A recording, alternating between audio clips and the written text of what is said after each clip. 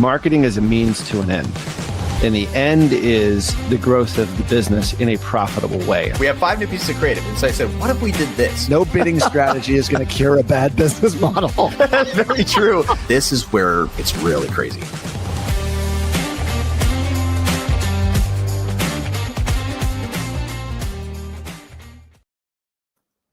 Live from the lab. Join us in the performance kitchen. John, what have you been cooking? I've been scaling things. Oh man, we were just on an interesting call where we were looking at a business and they're going to become a client of ours. Obviously, the point is that Amazon is a large portion of their sales right now, and no matter what you do, I found this interesting because you have a great strategy when it comes to Amazon, but and it's it's sort of the perpetual sort of sale, how you get around map pricing, a lot of that sort of stuff. At the end of the day, people are still going to buy on Amazon. You can't completely push people over to your site. They'll overpay for it too. It's insane. Oh, absolutely. Because I'll get it tomorrow. Right. And so it's so strange how like we have strategies where we have $35 product on our site, $55 product on Amazon. I'm like, how do we have 10,000 reviews on Amazon? Like who's paying like 80% more to get it like free tomorrow? Like it checks out though. Like people, they love convenience. It goes back to the, it's my Wally fat people thing. Yeah. Wally fat. It is so we're true. All the Wally fat people, whether we like it or not. Wally fat people. Like I can click one, I could do this and I get a free by tomorrow. I'm like, you know what I equate it to now? Like to actually turning me into a Wally fat person, like literally, is Uber Eats.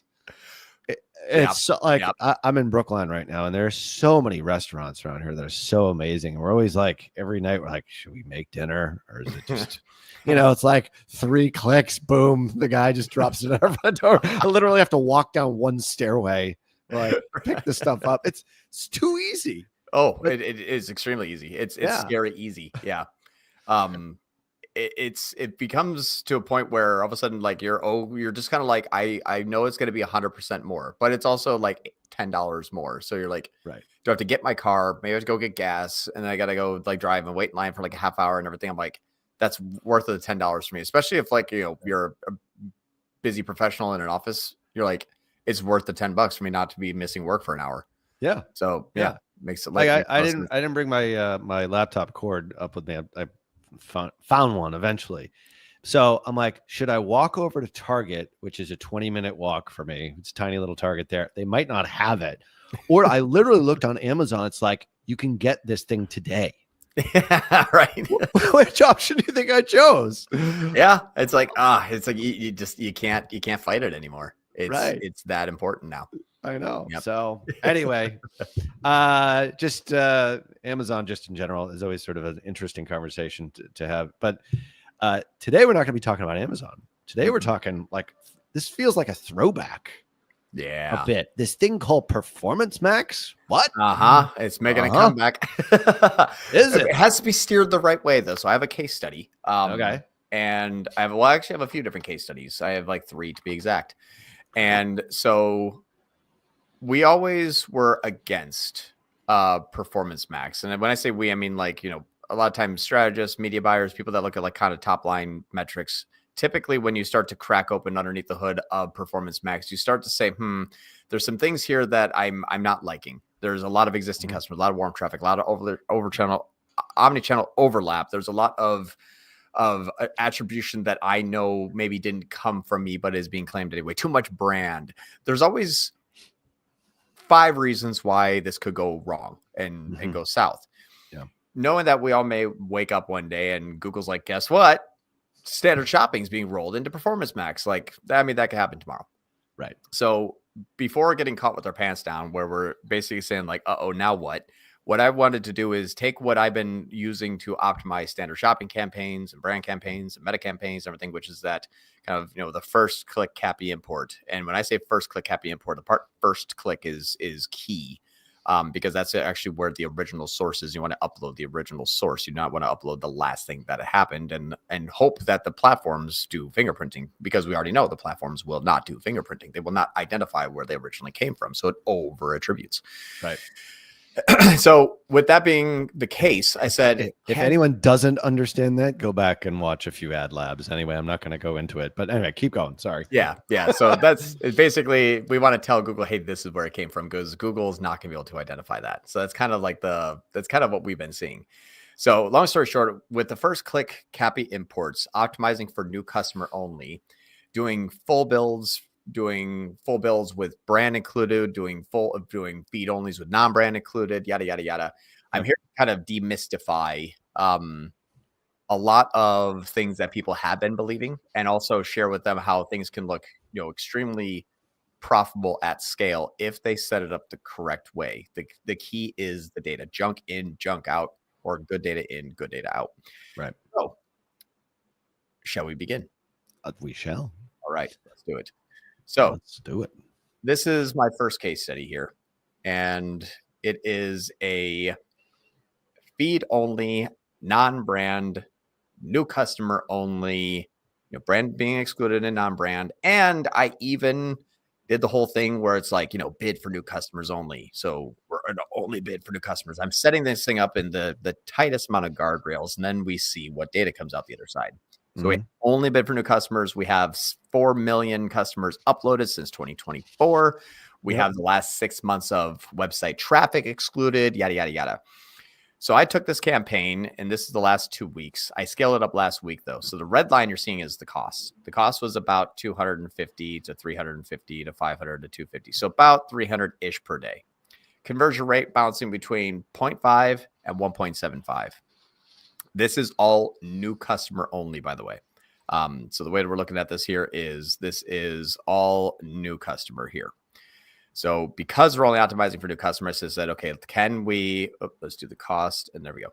So the red line is the cost. The blue line is the conversion rate. And what you'll see is the cost went up 47 grand. So we basically went from like $4 grand to $51,000 in a matter of 2 weeks. That is a massive push. And I'll share with you the before and after. Huge. But what's interesting, though, is that I went from bouncing around between high side 1.5, low side 0.5 at $150 a day. And then 14 days later, I'm now at 10 grand a day. So $500 to $10,000, and my conversion rate is 1.39. So we can kind of see that the red line went from here to here, and my median point of my blue line stayed flat. Just slightly down, maybe. Yeah, slightly down. Down actually exactly 0.3%. Okay.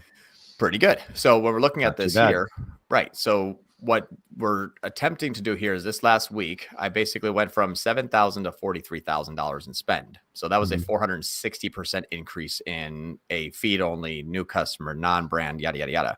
My conversion rate went from a 1.4 to a 1.27. That is very, very, very good. A 9% drop in conversion rate. That's the ebb and flow you have per week, typically. It's actually smaller than the ebb and flow that we had before. Remember, it was 0.5 to 1.5. Now we're actually kind of flatlining at 1.27. So this is a test of a scale. Now, what's funny is Google says, yep, we're only bidding for new customers. And I know that is not to be true, because we actually went and had 273% more new customers and 200% more returning customers. Right. Learning lesson number 1, if you click that box and believe it, because you'll see that if you actually look at the new versus returning, you can even see Google's like, like my returning customers, you got one returning. Isn't that nice of them? Man, they're so good. They're so nice. Yeah. They don't want to remarket to my old customers. Right, exactly. They couldn't identify any of our own customers. That's what's funny is they're like unknown. They're like, we can't. The match rate said 100% on the upload, but the match rate here says like 20% maybe. Yeah. So they just can't identify them. So if you're going to listen to Google by saying, I am excluding all of your existing customers, that is true. But they found out of your 1,000, they found 6, and all 6 are excluded. So it's like, that part you have to understand, what metric are we believing? Right. And so that's just the first thing. Now, the next thing that we have to look at is, okay, so super interesting, because I mean, the difference maker really here is first click cAPI imports. right? Exactly. Like that's like, if you're not following along at home, like that's the difference. Because if you don't do this, even with your list and you say excluded, what would happen? It would just be a big retargeting campaign, right? Yeah. With all returning customers. Well, The key, I the have key another is one. the cAPI import. Key is the cAPI imports. Exactly. So if you're saying the first click cAPI imports, this is going to produce the click that even if they convert on Meta, I see here, they convert organically here, brand, direct, second click, maybe they go into brand next, or even like another non-brand campaign, whatever it is. The first click has a highest amount of data-driven attribution to the original source.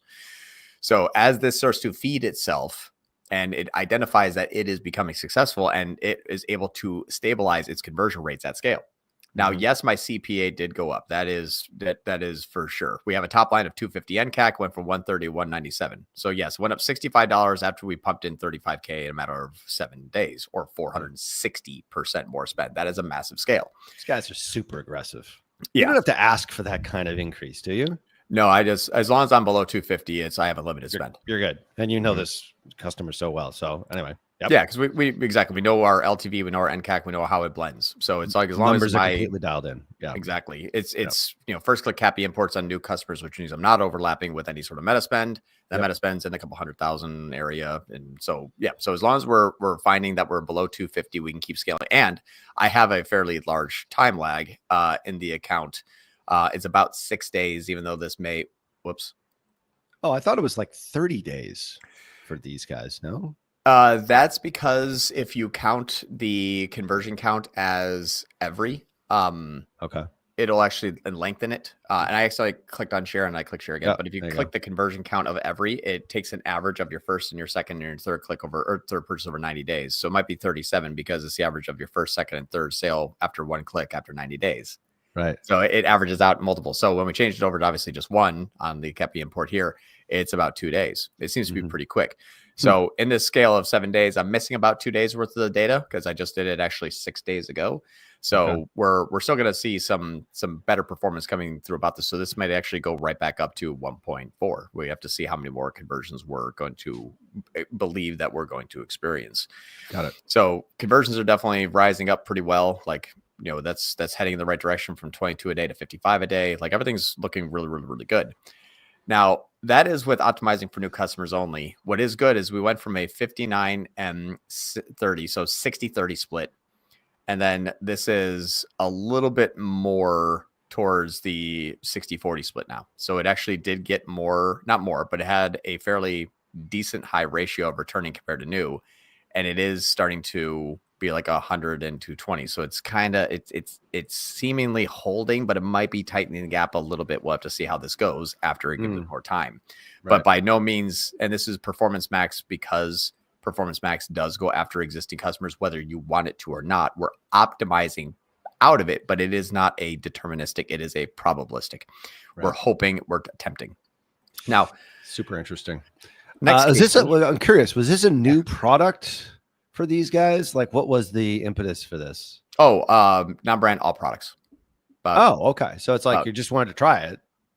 I try to crowdsource everything. I have a big belief in, like, if we look at the products that are in the listing groups here, like there's a massive amount of products here. There's 215. Yeah. So 215 products, and I have a big belief system in Google will sell it if it's selling, and it's only selling because Google's selling it. So it's kind of like you give it everything. What is it? What can it find to sell quickly and then scale? And once we hit the point of diminishing returns, then we break it out. So it's picking the SKU, really. Like, you don't really care as long as it's new customers. Exactly. We know our LTV is at least $500 after a year, no matter what we sell, $30 product or a $400 product. So because of that, we have a really nice LTV target and an NCAC target, regardless of what sells, because we spent a whole time, effort, and energy, a few months kind of identifying all of the proper sources. And now I can go up to 10 grand a day without talking to the owner because we know what our targets are. Yeah. Now, right. Knowing your numbers, ladies and gentlemen, that is kind of the skill that you have to understand.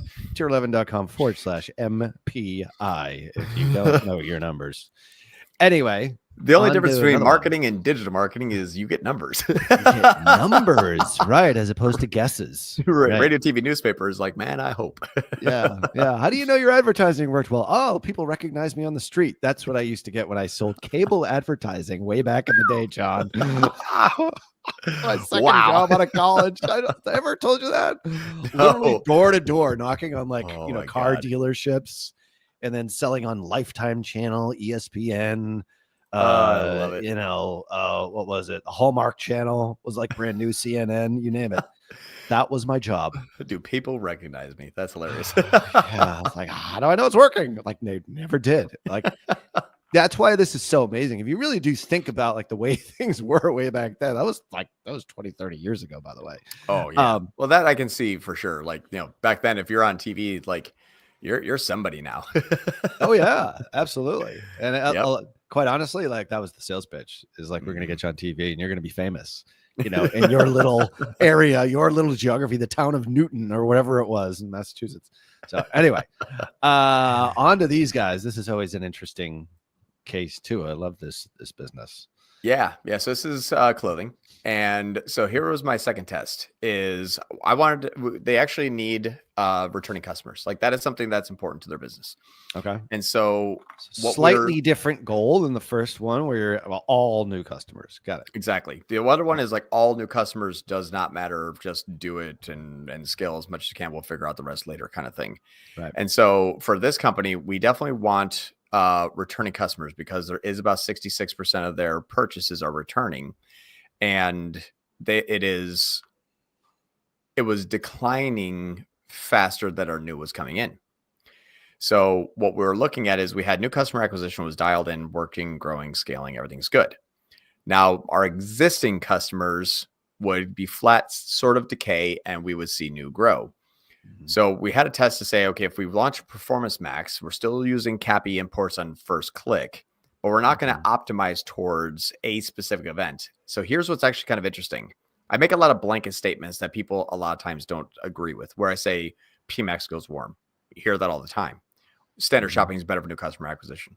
You hear that all the time. And it's not because I'm guessing. It's because of something like this. If I just look at the last 7 days as an example, what we're looking at here is two different campaigns against each other. A full build PMAX at $1,500 a day and a standard shopping at $2,100 a day.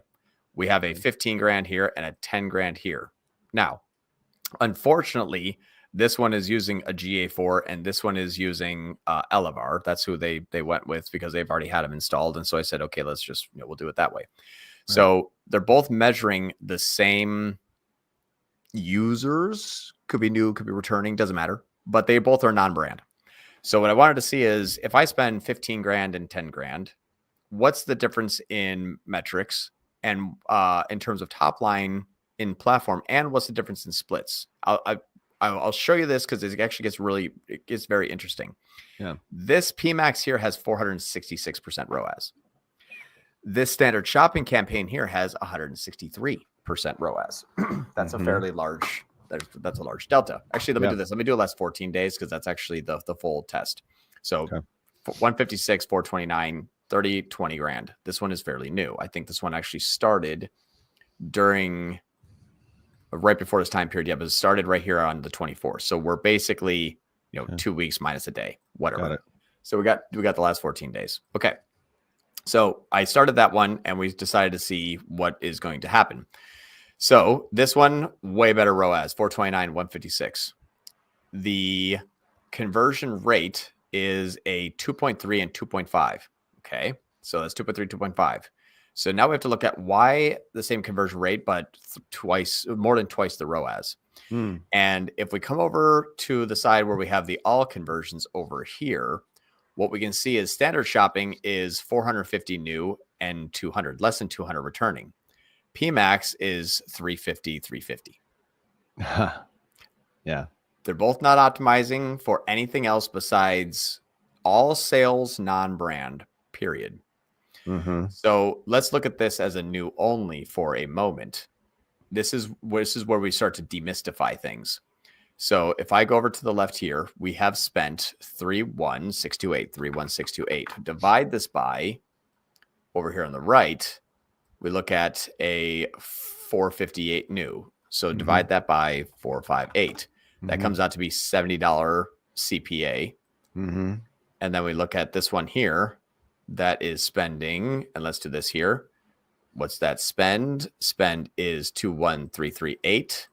21338 divided by how many new customers do we have? 359.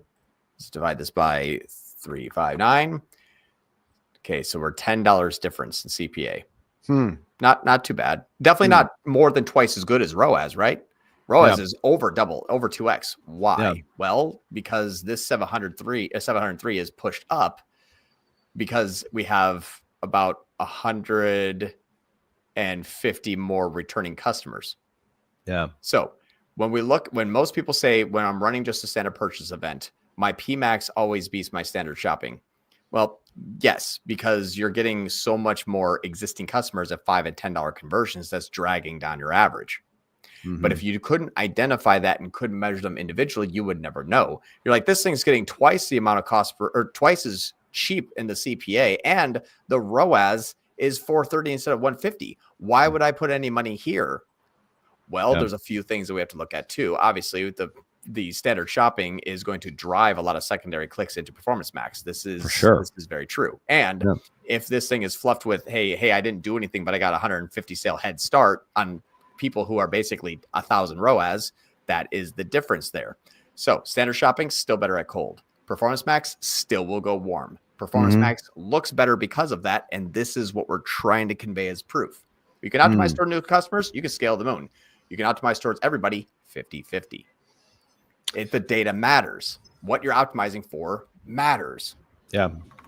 Well, in this case, standard shopping is kind of acting like almost a feeder strategy to a certain degree to PMAX. It is. Absolutely. You know? So if you shut off standard shopping because you're like, well, I'm not getting the ROAS over there. Obviously, you're getting new customers.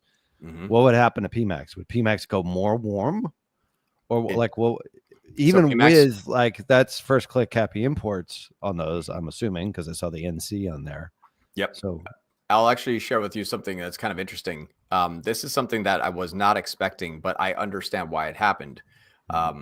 If I go back to this campaign over here, and we look at the actual campaign metrics at scale, what's interesting about this is when I started to optimize when I started to scale up last 7 days compared to the previous period, when I started to scale the feed only, I didn't touch this non-brand standard shopping. That spent 60% more on its own. I didn't touch it. It just started to boost. Now, why?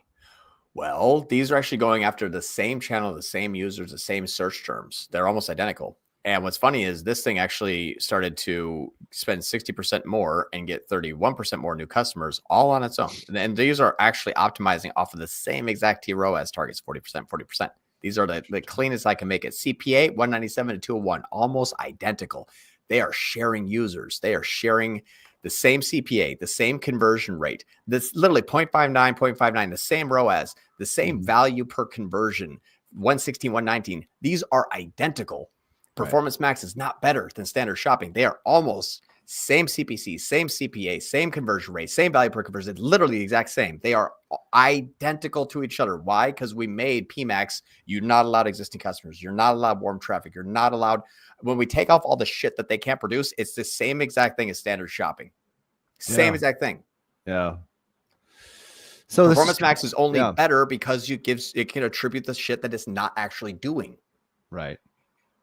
So is this a resurgence in PMAX in your opinion, or is it just, this is a one-off? It absolutely can be, because what I can't do with standard shopping is I can't say, give me more returning customers now and crank the dial. I can with PMAX. Only if I set it up properly from the beginning and measure it and attribute them and convert primary conversion actions towards them. So first click, yes. cAPI import, yes. Omni-channel removed, yes. Existing customers blocked, yes. Brand blocked, yes. Now you've turned it back into standard shopping. Good job. But you can go after two different audience types now. Yeah. Yeah. That's wild. Right? You're just deconstructing everything and find out the standard shopping and PMAX are not any different. One just gets existing customers. Like I've said for 2 years, I just finally have proof. Yeah. For those who don't know, just explain. We actually had this question last week, and I don't think we answered it. Our buddy from Austria asked this question: is What is a cAPI import and how do I get it? Yes. So a cAPI import stands for Conversion API. I've been using it. It was more of a meta term, but I just use it for Meta and Google because the functionality is exactly the same. It's an API connection to Meta and Google that is importing a conversion. So import from clicks is usually what it's called in Google. And then cAPI imports is what it's called on Meta. Basically, what you're doing is not allowing the tag to self-attribute conversions. So you're not allowing your attribution source to be the tag itself. Our conversions are coming in when we've said, is it the first click? Did it come from that campaign? And is it a new customer? Okay, now send it to Meta or now send it to Google. So we have to verify first on our side before we allow the algorithm to optimize against it. Yep. If you let the tag do it on its own, it will attribute new customers, return customers, clicks that originated and from any channel, however long ago. And because it's auto-targeting, it will proactively go after those users. Now, Google came out and said, no, just click the only bid for new customers. We've proven time and time again, that's complete junk. Same on Meta, complete junk. Complete junk. Yep. Exactly. So if anybody says I checked the box and I didn't investigate,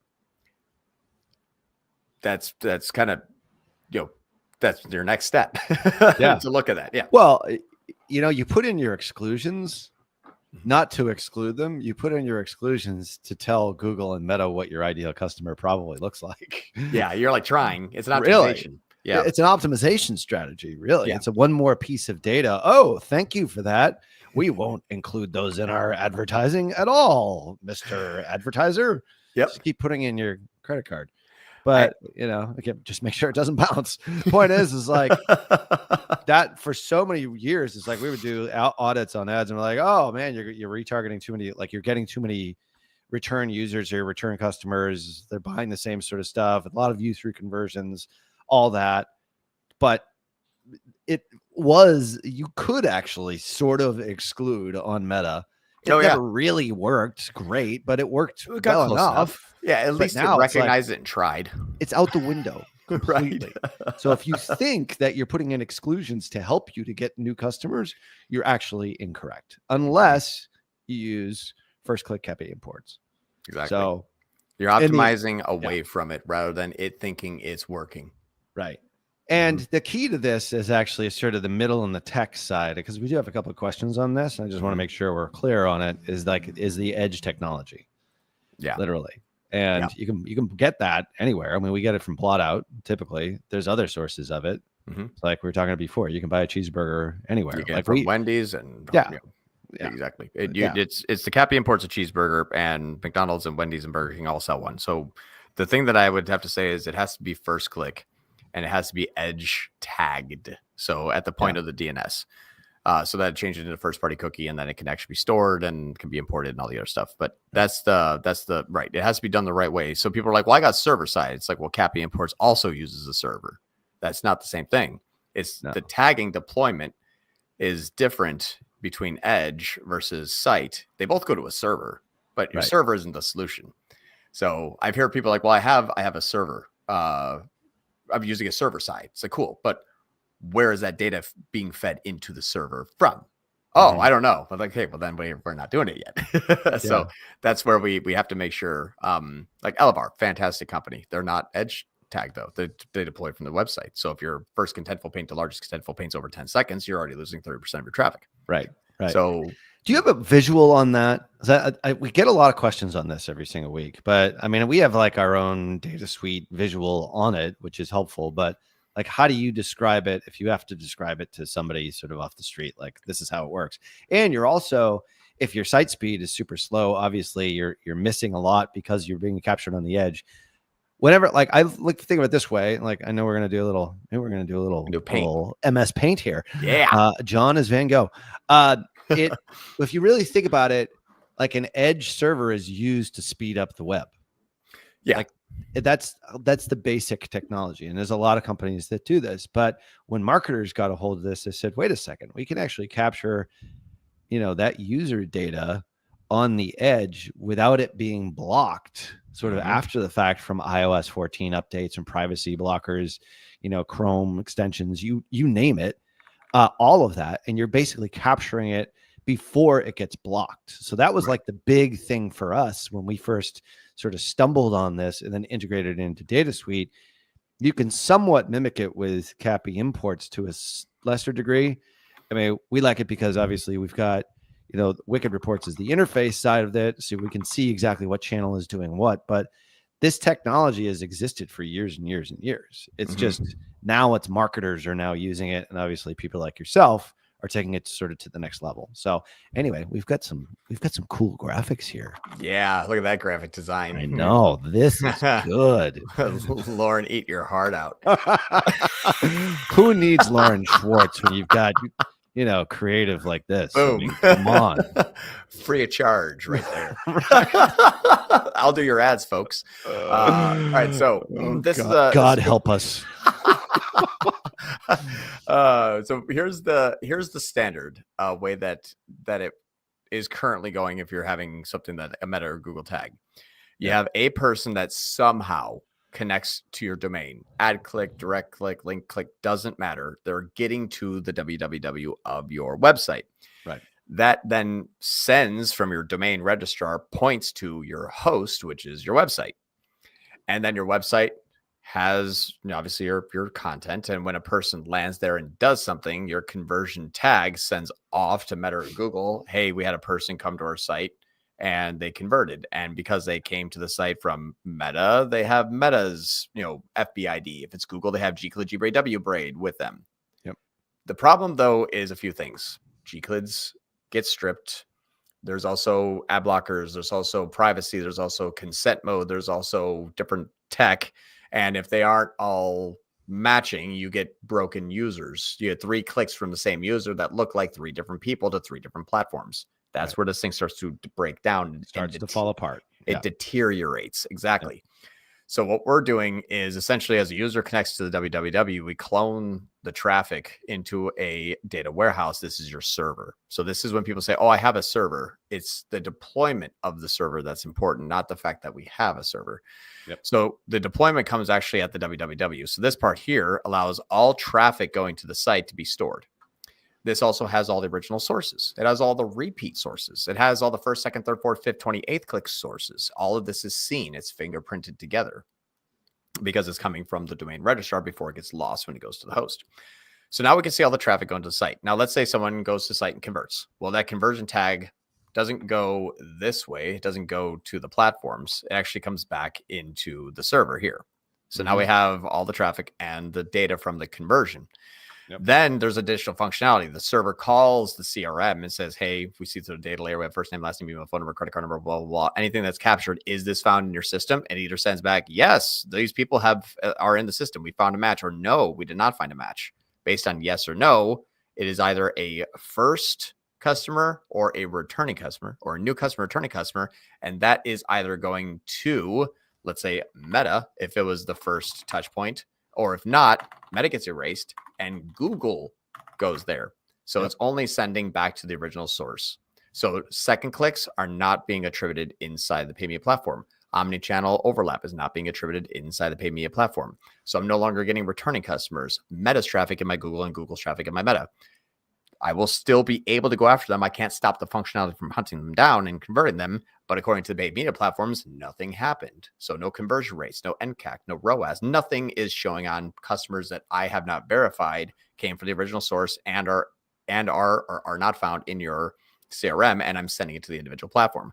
This means that the platform only learns off of users it generated. So I'm optimizing off of contribution, not optimizing off of attribution. That is a very important distinction.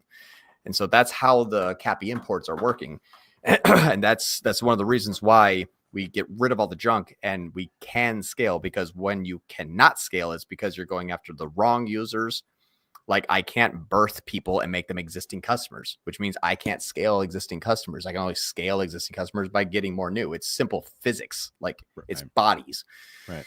So it's very, very simplistic, and it's streamlined to the healthiest amount of keep the data clean because there's no junk being added to the data upon entry. And how can you scale a campaign 4x in a week with the same conversion rate? Well, just don't have it count the wrong users or the people that it didn't actually influence because spend is being spent on them. Yeah. That at the end of the day is it. I mean, I think going back to like Advantage Plus sales, because this is not a Meta ad lab this week for a change. We're back on Google, which is cool. Yeah. Without cAPI imports and all the success that you've had with Advantage Plus sales, would Advantage Plus sales work without cAPI imports? Not really. So I know we might sacrifice a little bit of Q&A today. Because I have another case study that this is actually a Meta and it's ADV plus Andromeda, but I want to share with you all how bad this is actually getting. And I'm going to try to emphasize this because there is a very nice client that I really love who sells lobster, and they were running Performance Max. You know who it is. There was a lot of Performance Max. Never been on a lobster boat in his life, unless it was a photo shoot, I believe. Well, we have a lot of those now. Yeah, I'll bet you do. When I started this business back in the Gulf of Maine, like it's total crap. It's like a friend of Scott's. Like he's an accountant, I think, by trade. Anyway, go ahead. I know which one you're talking about. Now that makes sense from the measurement standpoint. Yeah, it does. I think he was.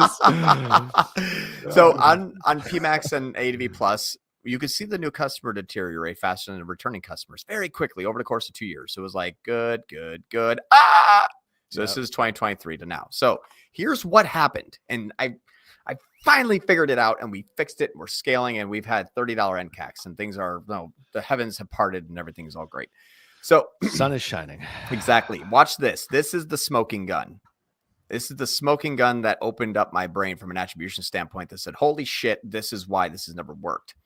If you look at the last 90 days, for example, I wanted to point out the mathematical impossibility. Let's sort by descending new customers for the last 3 months from first click, last 90 days, first touch point. Everyone understands first touch point. First. How is the first touch point text? Yeah. Can't be. How is the first touch point text? We're not buying lists. We're not spamming people. Possibly. Yeah, they have to come from somewhere. Shopify says the first touch point is when they just arrived at their SMS. Yeah. Okay. So what does this mean? It means that Meta has never known anything about the new customers because they also didn't see it, which is the reason why June 1st through June 24th, when we launched cAPI imports and they thought they're getting $67 conversions at $15K, only 24 of them were new. 10% of all their sales. That you have to 10x that $67 now. Only 10% is new. So that's $677 new customer acquisition. Yeah. That is why new customers have been dying, but CPA is fantastic. Look at my ROAS. Right. Again, ROAS strikes again, the ultimate killer. Right. So this thing, now, this is the reason. So we launched a new campaign and we're like, holy shit, only 1 out of 15 are new. That's a $5,000 cost per acquisition. Oh my God. All right. So what happened here? Meta sent a person to the site. They went to the site here. Mm-hmm. And what ended up happening is they got this pop-up here. And as soon as they got to the site, there it is. There she is. You want 2 free lobster tails? All you have to do is give us your phone number and fuck up all my attribution. It's an irresistible offer, though. It's a great offer. Exactly. I'm blurry. Who is not going to take advantage of 2 free lobster tails? Why not? I'm getting hungry just looking at them. Exactly. So Meta says someone came to the site and left and never to be saw again. Yeah. Right. Because of first click, all of our attribution, nothing is given to Meta. Meta, according to Meta, you have 171 in the last 90 days. But this 800 that I made here and the other 3,000 that keep returning are all me. But as soon as they run a text message and all the returning customers spike up, Meta drops its CPA into the ground. Wait a minute. So watch this now. I said, here's how we leverage this. Everyone's going to want to get 2 free lobster tails. What happens when you put your mobile number in, by the way? Do you get a text and you get a coupon code that can be applied to a minimum order of like $100, and then they get 2 free lobster tails. Ah, okay. So it's So literally, it is a great offer. absolutely. Why not? Is that a All you beer do you're is hit up. drinking? Or is that a It root beer? is. Yeah. It's a root beer. Just some sarsaparilla. I quit drinking, so this gives my hands something to do. That's right. So this is Oh my the God. John everyone Moran is drunk. That's what I'd like to see someday. Who has lobster? I'm hungry. Let's get some. All right. So, So that's what was going on. Facebook is being robbed.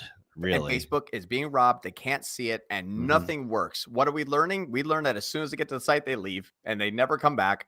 Stop going after all these people we're trying to target. Nothing ever works. All of my audiences are dead. We can't track conversions. Everything's dying. Yep. Aha. But So, Attentive is taking all the credit. Bingo. So now let's do cAPI imports. Then look at last week. So now we got that $5,000 down to $230. The hair on my neck is starting to stand up on this one. Ooh, yeah, there's a lot of hair back there. I mean, you can braid it. I'm the same way. It's migrating downward. All right. Anyway, keep going. Donate to Locks of Love back there. That's it. So we said, okay, well, if we're doing now first click cAPI imports, now we're seeing went from 1 out of 15 sales. Now it's about 30%. It's getting better, but watch this. Now we have this down to a science. So I know that we did a text blast on the 26th. And so what did the 26th do? I'm down into the 138s now with 50% new customers. Aha. So this is now starting to work well. So let me do this. I'll share with you the full scope of things. In the last 14 days after we started to do this here, I think it was the 24th to this time period here, we're up 30% in sales, up 34%, and new customers are staying flat in terms of percentile. And now Facebook still sees a bit more attribution, but right now we're making $215,000 every 2 weeks in SMS. This is how we're scaling. So we did this. We said, let's take a look at this from a marketing perspective. The first thing that everyone wants to do that we look at this thing is, how do we stop giving everyone free lobster and free deals, and let's build a brand? Or we can leverage it a little bit. So what we did is we put them on a boat, like you said. we started a text club. And that text club is now where we're talking about join the text club, and every ad here is basically a face to camera kind of founder story. You can see how much face to camera, and only one works. Why? Too much concentration, not enough diversification. We see it yet again. Makes sense. Yeah. I don't really care about which one was going to win. I just needed one to win. And we're going to reiterate and that kind of stuff. This is the first week and a half of testing this theory. But when we looked at this here, now we have this lobster beat. So we have Mark, he's talking. Like that's a 2 pound block, and all this stuff is really engaging, really fun.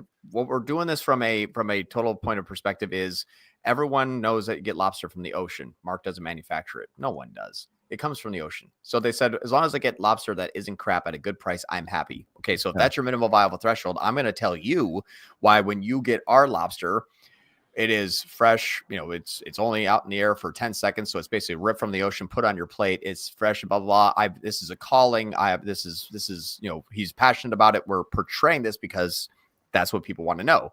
Yeah. If I get a cheap lobster versus cheap lobster, but this guy's happy and he's saying, I'm going to put my money where my mouth is. Join our text club. I will give you 2 free lobster tails and prove that we have the best lobster in the world. Okay.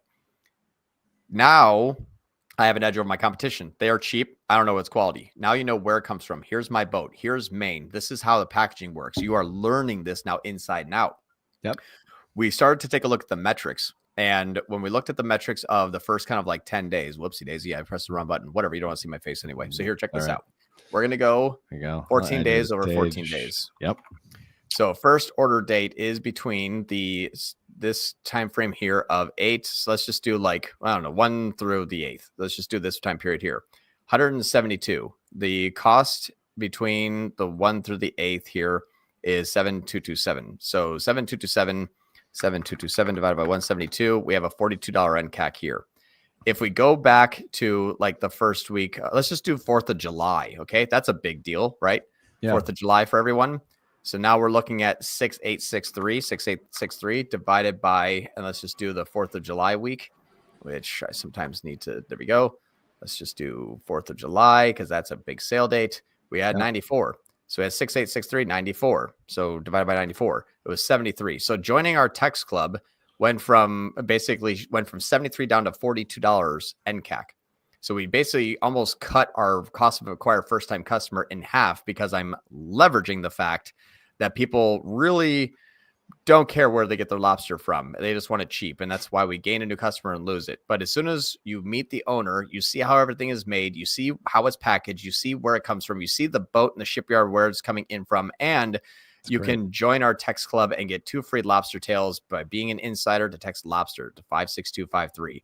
Now I'm getting an edge over the competition. I've been able to reduce my CPA. I've been able to reduce my NCAC. I've been able to actually reduce my spend and still get a better performance than I was in the previous weeks with new customer acquisition. And it looks a little bit something like this each week over week. It looks like this. Let me look around my beer. There we go. There's a share screen button. There we go. There it is. There we go. So it's now we're continually down in the CPA here. Let me just do like a little bit more time. Let's do that. And then compare it to the previous period. This here. There we go. So this is when I think we were able to take our spend down 20%, our cost of acquire first time customer down 17%. And we basically saved, so we basically have the same amount of new customers now attributed, but for $3,000 less every like kind of week and a half. So it's coming down pretty quickly, and we're hitting like $40 and $50 AOVs that have not been seen in this account since the 2020s. Yeah. So 2020, I mean, it's pretty darn good. Yeah. So that's if you just stuff. put a text offer on your site, you could be killing Meta. Yeah. But your business is healthy. Well, all I'm saying is the reason that text offer has always been on the site. That's been there for years. Okay. I thought that was relatively new. Oh, no. So that's always been there. That was what was the death of Meta. Meta says because Meta can't string people together. Yeah. It doesn't know click 1 versus click 2. Click 1 goes to the site. They join the text club. Meta says that audience sucks. Right. They're buying, but it's like, where do I go? I brought a new user to the site. They joined the text club and bought, but Meta you're not completing the loop. Exactly. Really. You're not giving it any good data that it can optimize for. It can't complete its own loop. Everyone we send to the site goes away. What's going on? I don't know, but existing customers get attributed each time you shoot a text out. Yeah. It's getting that sensitive now that if you even just offer the wrong offer where it takes them off the site, Meta's like, everyone's gone. No one converts anymore. Well, I hope that's never the case with Meta ads, but right. I think with Andromeda, it's fun stuff. It is a thing. So, all right, let's get to questions. We've got only 11 minutes to get to all these questions. Oh my God. Can we do that? Let's see. All right, we'll do it fast. Detectors, fast. Appreciate A1 content feeder campaign. Is it best to do shopping T-ROAS strategy? Just says 60% of max strategy make any difference. So for feeder campaign, I use a T-ROAS of 40%. The reason why is you want that main standard shopping campaign to be very aggressive, but have a little bit of susceptibility to being smart, which means if it doesn't work, don't do it for too long. So it's like a little automatic negative keyword every 2 weeks. So that's what a 40% T-ROAS does. But that one, 40% T-ROAS also keeps your CPC higher, which means it is going to become more often the first click heavily aggressive, where everything else says doing smart bidding and smart targeting like Performance Max will hunt them down later on. So it's perfect. You got the feeding strategy. So 40% is the best in my opinion. Max clicks starts high, works its way down, which means it decays over time. It starts off good, but then you're found at the bottom of the page and it no longer works because your CPCs are too low. So that's what we've been finding. Yeah, exactly. Thank you, Forensics Detectors. Joaquin has a question. Hi, John. As an apparel brand, 100% e-commerce with seasonal peaks for winter sales, what would be the ideal ratio of new to returning customers during non-peak periods? My question would be is what is your NCAC and what is the LTV over the course of a year? The problem that you're going to run into is because you probably make 80% of your money during the 3 to 4 months out of the year, you have to, whether you're buying them in peak season or non-season, there's no way you can ever afford more than what you know you can afford on a new customer, whether you have 1 or 100. Right. You can have volume differences, but my opinion is if you can't go over $100 cost per acquisition, do you want to lose $10? Do you want to lose $1,000? Because that's the only difference in scale. But if you're always under that, do you want to make $10 or $1,000? So that line of demarcation of what can you afford to pay for a new customer, even though 6 months later they may come back and buy another one because now they're in season, you're still acquiring them for the first time at an NCAC, and they will still make their second purchase during the busy season for an LTV. What is the NCAC to LTV split annually? That's what you have to identify first.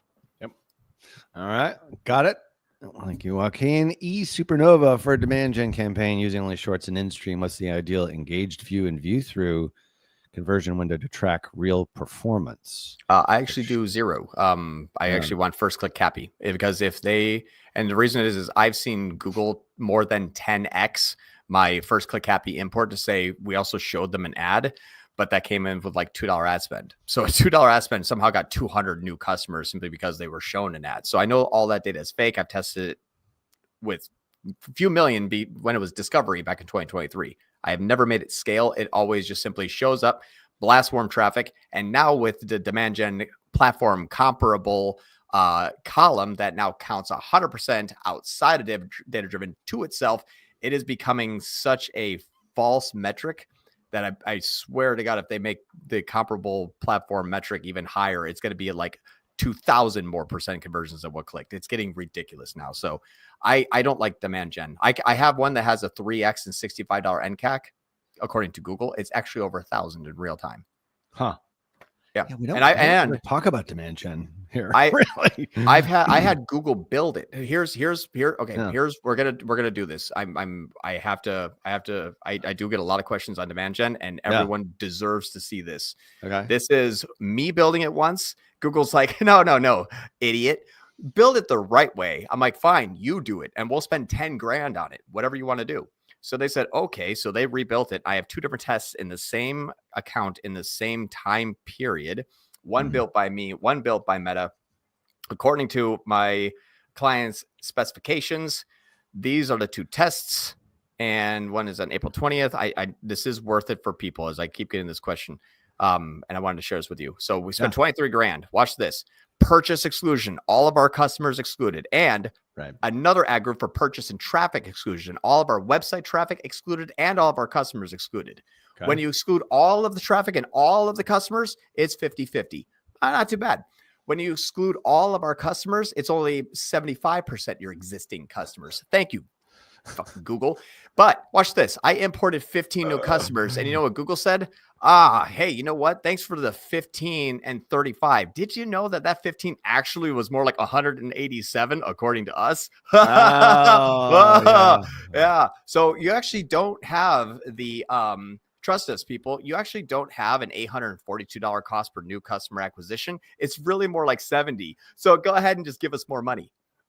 So after I share with them the case today, I said, how am I excluding all of my customers and how am I excluding all of my website traffic? And it's still 64 to existing customers. After we shut this off, they said, good question. We'll get back to you. That was July 6th. I'm still waiting for that call. Still waiting for the phone to ring. Yeah. They just stopped talking to me. I thought they were in the van outside of your house. They moved down there. I'm probably going to get sniper shotted here in a minute. Well, that's all right. Yeah. But anyway, I'm not suicidal by any means. So I love my family. I'm not suicidal. I want to lay that out now. That's right. No, you're not. But you're well armed there, just in case they do. That's true. they do storm the castle. Frank Pimentel has a question here. Hey guys, great content. Would you use the same campaign for lead gen? I believe he was talking about our first campaign that we talked about in Google. So for lead gen, yes, you can. The problem is you still have to import it. PMAX and demand gen also will get spammed beyond belief. So that's why, like, we even had a 10-minute builder. You had to build your own outdoor kitchen before you can actually convert it. And bots were going through and building kitchens. It was insane. Unbelievable. Yeah. That was 2 years ago. Imagine how advanced they are now. I know. So unless it is actual coming from verified, yes, this is real. Yes, it is quality. And yes, it did convert I actually have cash in my hand from a real person. You should not send that data to Google because whatever it saw as a conversion, it will pinpoint and get more of those, including bots and spam. Yeah. So what you feed it makes sense. Yep. We've never really just laying a bare here, like for lead gen on Google. Have you ever really had it work? Ever since the link farms and the bot? No, I killed it for just YouTube only, and it works so much better. Yeah. Okay. Makes sense. Yep. Frank's got another question here.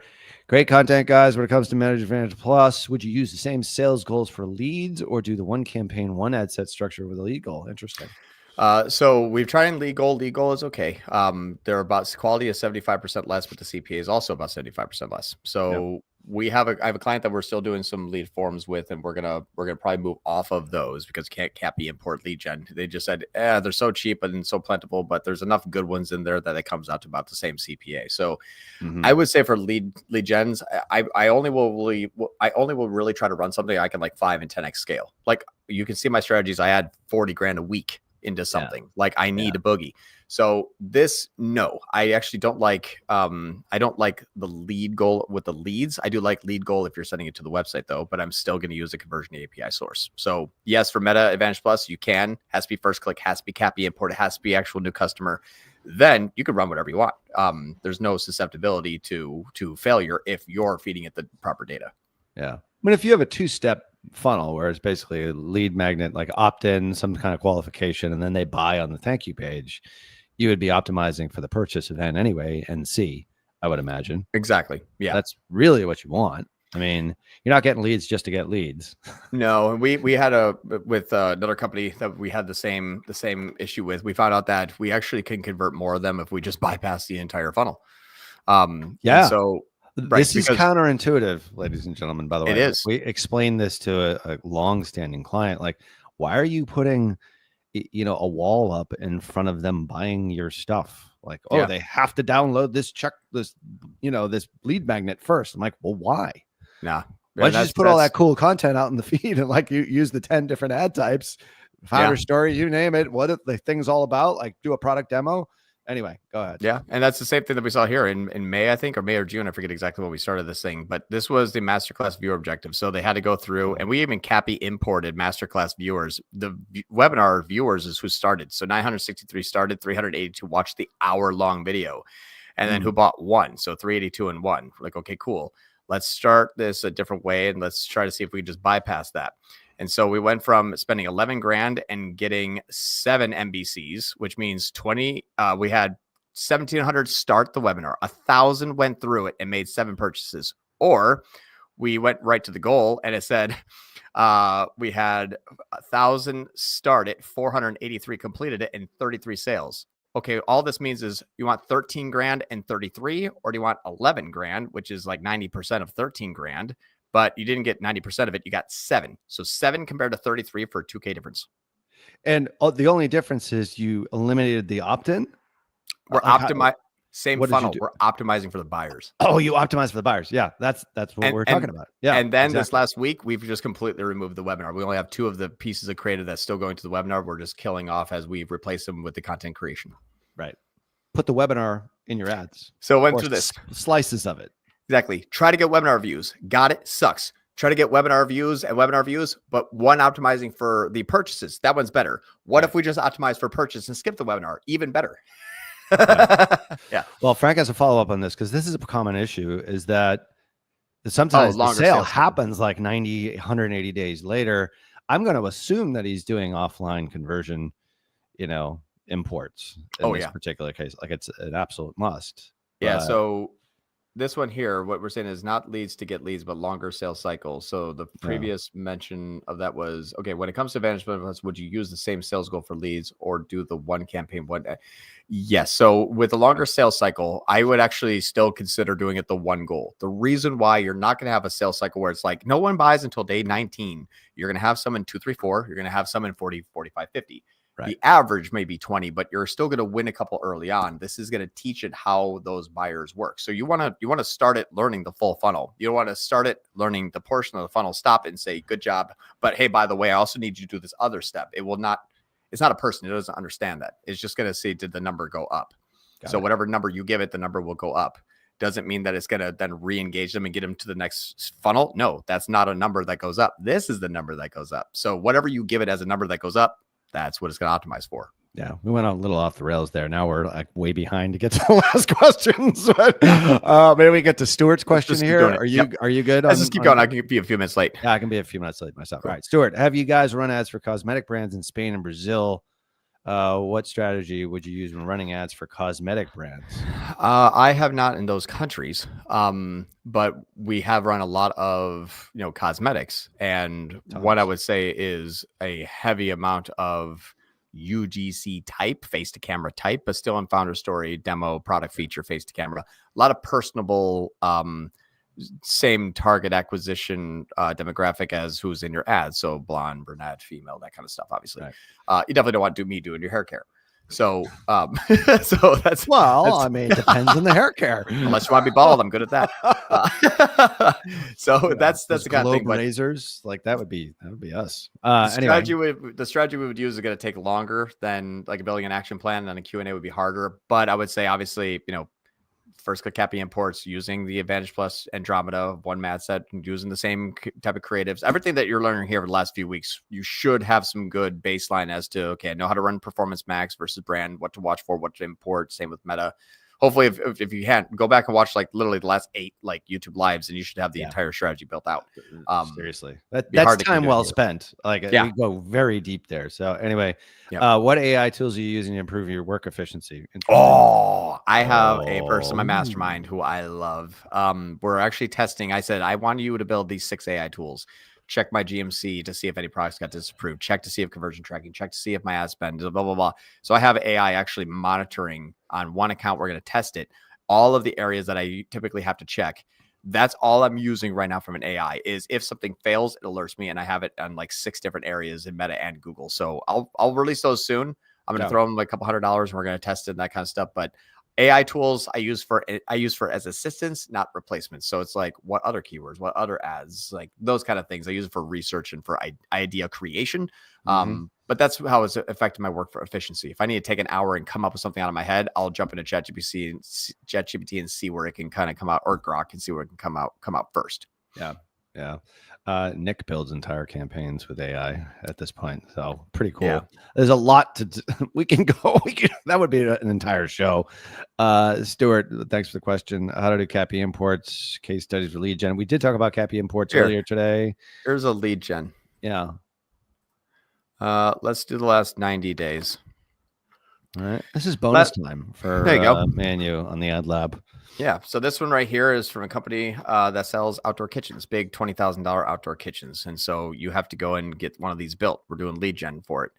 Last 90 days, we have spent a total of $632,000 and developed $10.455 million in conversion value.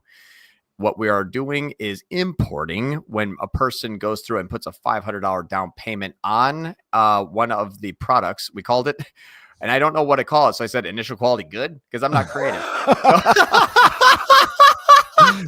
So it comes in. Initial quality good. Initial get more. Good lead. Give me more. So yeah, it's basically we spent $632,000, got 1,000 customers to say, yep, that looks like the kitchen I want. Here's your $500 down payment. After they meet with a designer, HubSpot says, hey, we won that. We said, what is the dollar amount that they're buying? $20,000. Do we have a $500 down payment on it? Yep. Import it back to Google, and then it pops up there. Yeah.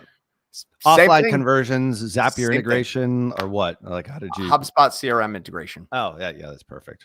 So, I mean, it's the same exact thing. There's no change. I'm still using YouTube, DSA, search, PMAX.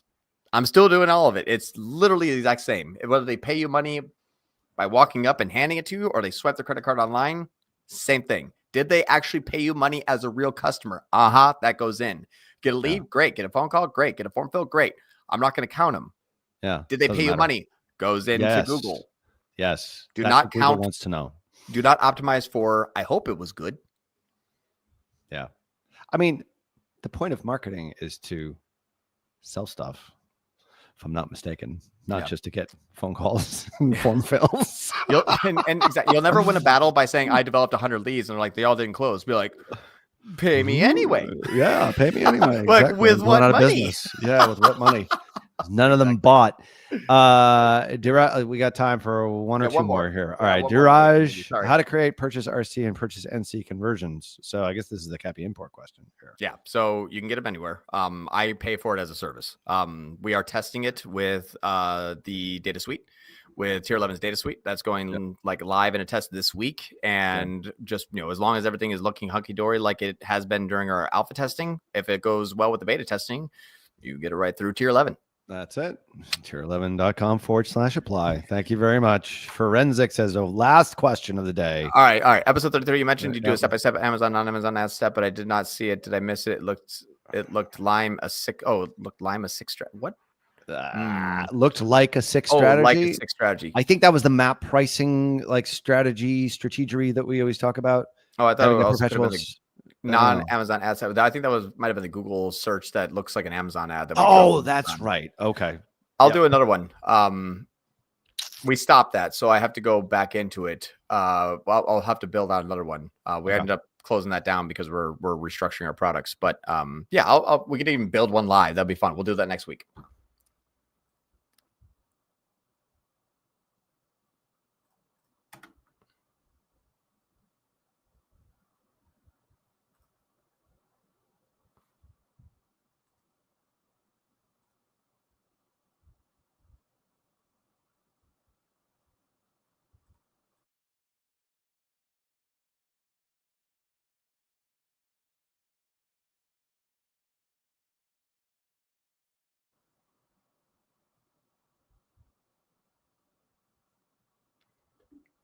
Was it Ralph got stuck? I thought it was me. Oh, I thought my internet died, and then I just Ralph got stuck. Okay, well, Ralph frozen. I thought it was me. I just changed Wi-Fi connections. I'm like, what happened? But appreciate it, everyone. Thank you so much for coming, and we'll talk to you all next week. Thank you so much. Bye, everybody.